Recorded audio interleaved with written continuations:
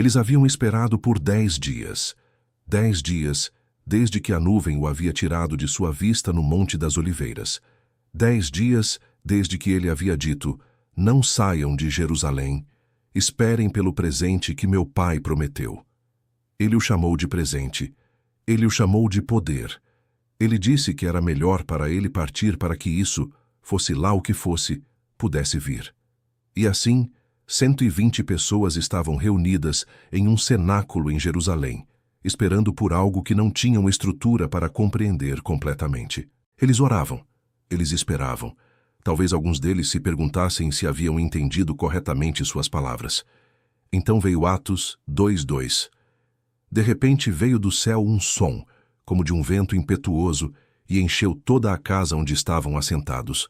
Línguas como de fogo pousaram sobre cada um deles, e começaram a falar em idiomas que jamais haviam aprendido.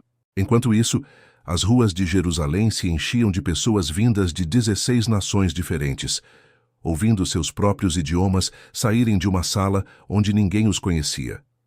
Aquele dia, o aniversário da igreja, é o momento para o qual a maioria dos cristãos aponta quando pensa no Espírito Santo. Mas aqui está algo que quase ninguém diz. Pentecostes não foi o começo da obra do Espírito Santo.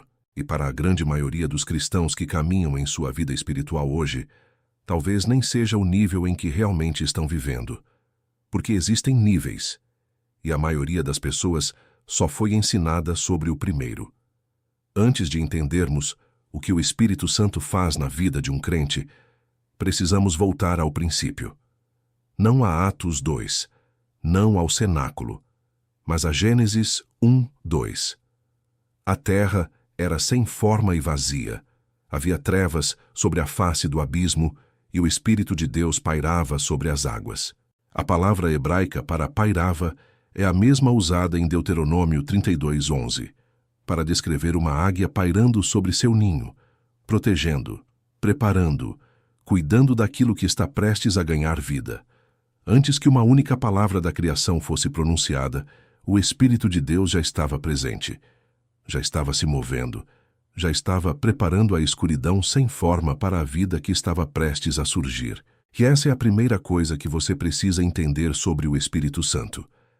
Ele nunca esteve ausente da história humana. Ele estava presente na criação.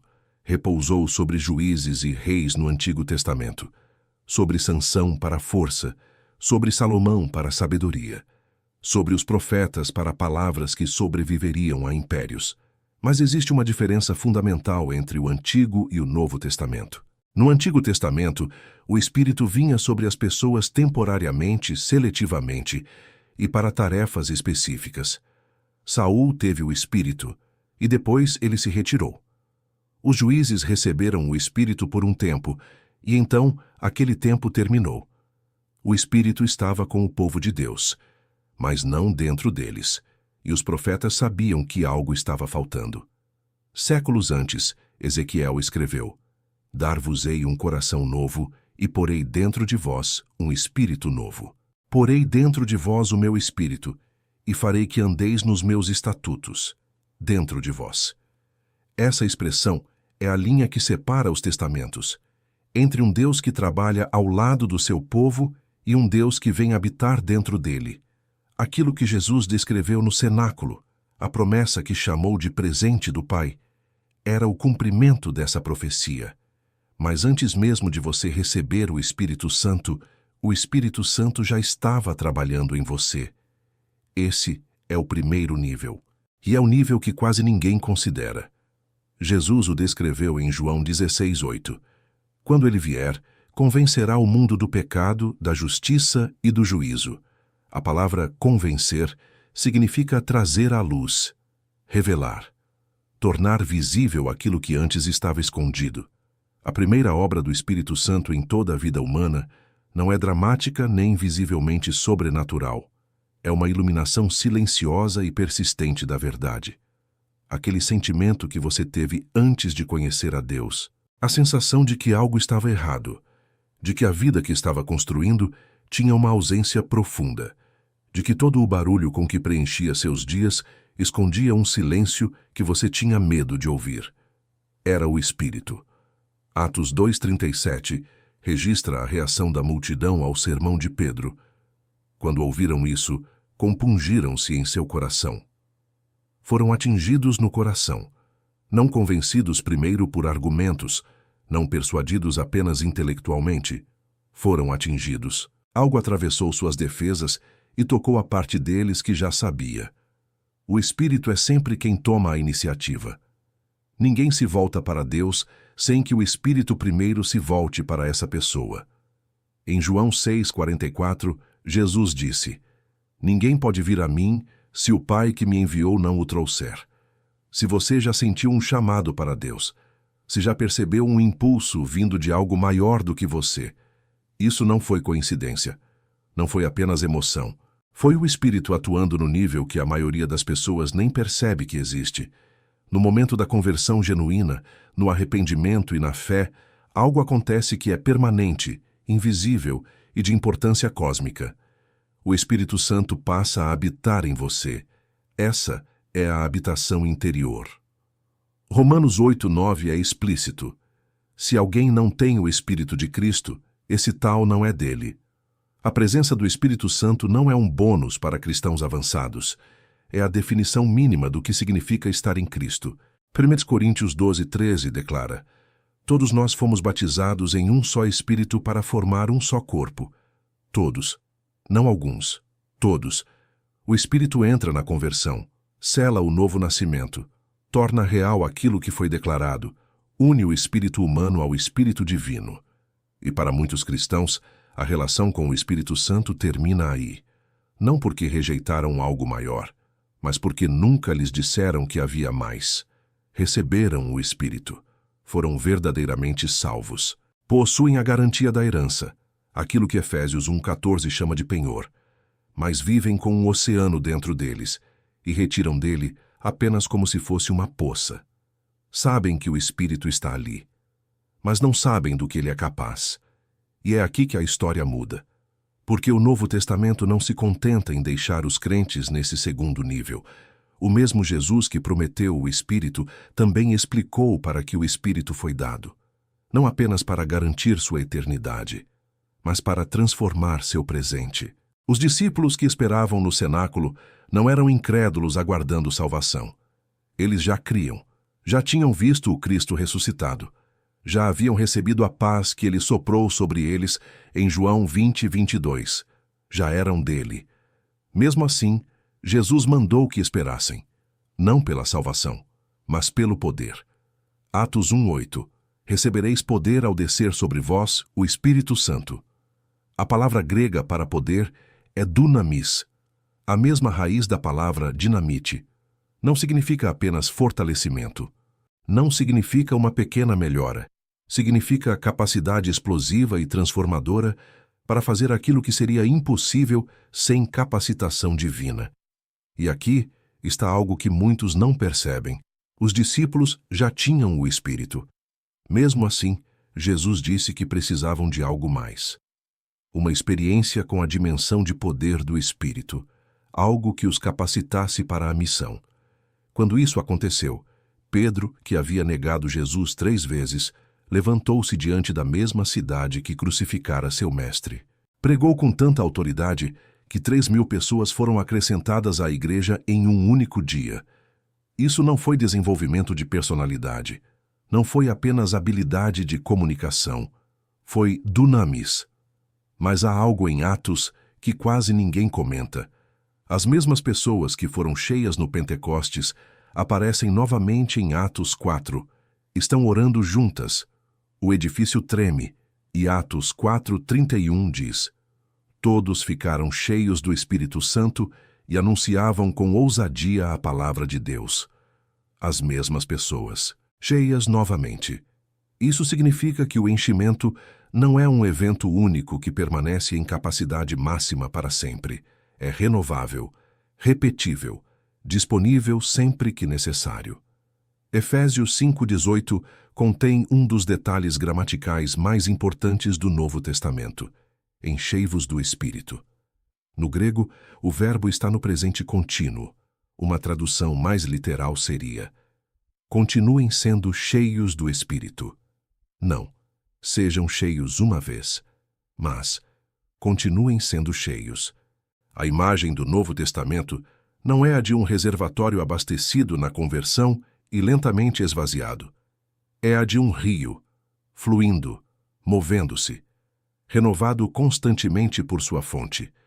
E a condição para esse enchimento contínuo não é desempenho espiritual. É aquilo que cerca a ordem em Efésios 5, adoração, gratidão, encorajamento mútuo. Essas coisas não são a recompensa por estar cheio do Espírito, são as condições que mantêm o rio fluindo. Se você está espiritualmente seco, se o fogo do início parece distante, se a presença que antes era tão real virou apenas um ruído de fundo, a resposta não é tentar mais. A resposta é retornar às condições que permitem o enchimento. A lâmpada não produz seu próprio óleo. Ela apenas continua queimando enquanto recebe aquilo de que necessita. À medida que o enchimento do Espírito se aprofunda, duas coisas começam a aparecer. A primeira são os dons. 1 Coríntios 12 os descreve: sabedoria, conhecimento, fé, curas, milagres, profecia, discernimento, línguas, interpretação, capacidades dadas para servir, habilidades concedidas pela graça para edificar o corpo de Cristo. O Espírito distribui esses dons conforme Ele quer, não conforme conferências determinam, não conforme a ambição humana escolhe, conforme Ele determina. A segunda coisa é o fruto. Gálatas 5:22. Amor, alegria, paz, paciência, bondade, benignidade, fidelidade, mansidão, domínio próprio. E aqui está a diferença entre maturidade e mero talento espiritual. Os dons podem operar sem caráter. O fruto não pode ser falsificado. A igreja de Corinto possuía todos os dons espirituais, mas também era uma das igrejas mais problemáticas do Novo Testamento. Você pode ter poder sem transformação. Pode operar nos dons enquanto o fruto permanece pouco desenvolvido. É por isso que Paulo, no meio do ensino sobre os dons, insere 1 Coríntios 13. O capítulo do amor, não como um desvio, mas como uma correção. Sem amor, os dons são apenas barulho. O Espírito deseja produzir ambos, dons e fruto, não um ou outro. Ambos. Existe um nível da vida no Espírito que não pode ser completamente categorizado. Gálatas 5:25 o descreve com uma instrução simples. Se vivemos pelo Espírito, andemos também pelo Espírito. Andar no Espírito significa acompanhar seu ritmo, seguir seus passos, mover-se na mesma direção, como um soldado em formação, como uma criança seguindo as pegadas do pai na neve. Não é necessariamente uma experiência dramática, mas uma vida orientada continuamente pela direção do Espírito, momento após momento, decisão após decisão. Não perguntando apenas o que a regra diz, mas o que o Espírito está dizendo. Romanos 8:26-27 revela algo profundamente íntimo. O próprio Espírito intercede por nós com gemidos inexprimíveis.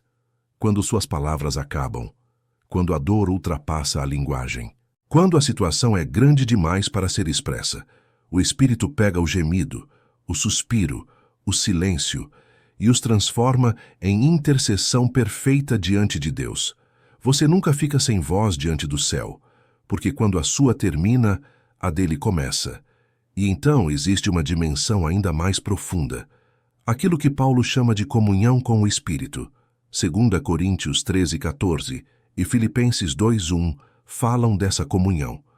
Não apenas receber algo do Espírito, mas compartilhar a vida com Ele, participar de sua presença, relacionar-se com Ele.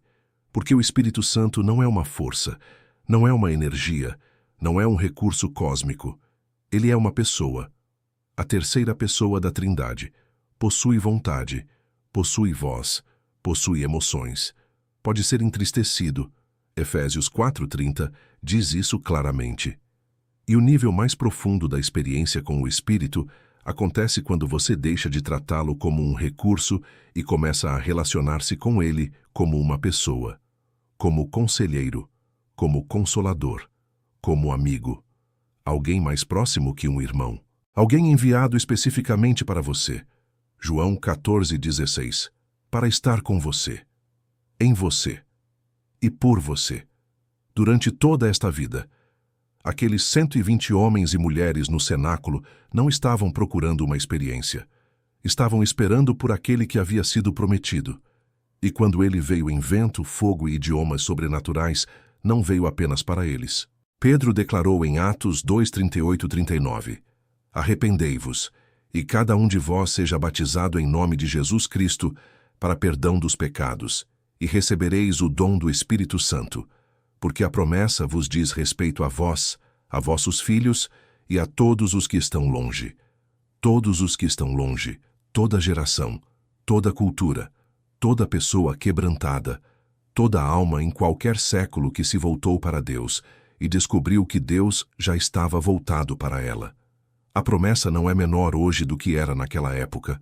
O fogo não se apagou quando os apóstolos morreram. O enchimento continua disponível hoje, como estava na manhã de Pentecostes. A maioria dos cristãos, no primeiro nível, receberam o Espírito na conversão. São verdadeiramente salvos, mas vivem com um oceano dentro deles e retiram dele apenas como se fosse uma poça. Receberam um Consolador e o trataram como uma doutrina. Receberam dunamis e vivem apenas pela força de vontade.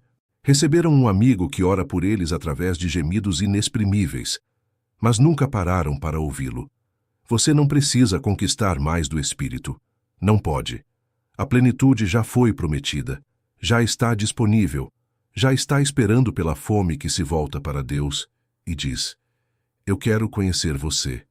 Não apenas saber sobre você, quero conhecer você. E o Espírito, o mesmo que pairava sobre a escuridão sem forma antes da primeira palavra da criação, está se movendo em direção a essa fome neste exato momento, não esperando que você mereça,